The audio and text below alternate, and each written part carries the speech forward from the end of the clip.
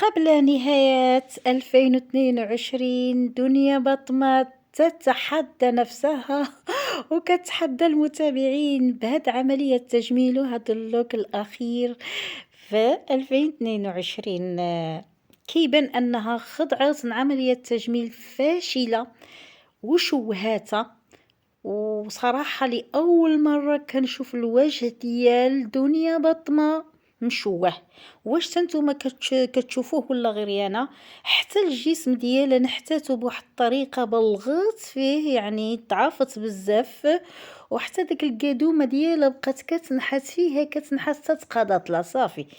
يعني الوجه ديالها رجع طويل، وحتى المشطه ما جاتش مع هاد اللوك هذا، بالعكس مشطه كتشوفوا يعني الوجه ديالها رجع مستطيل.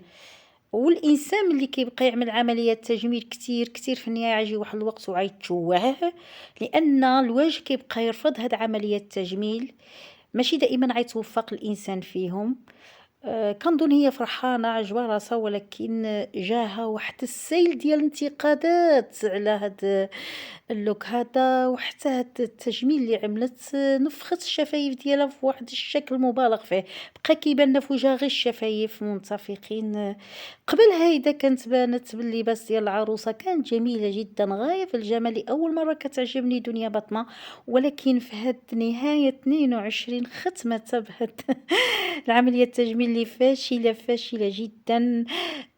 كنصح دنيا بطمه توقف على هاد العمليه التجميل تماما ولا حتندم.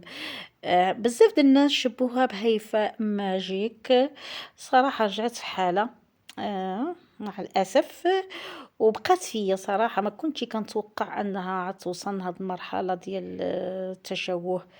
صراحة كانت زوينة صافي، اكتفي بهذا الجمال هذا اللي اللي عملتيه، بركة ما تزيد تشوه. مهم غنخليكم مع التعاليق اللي جات على هاد اللوك وعلى هاد عملية التجميل.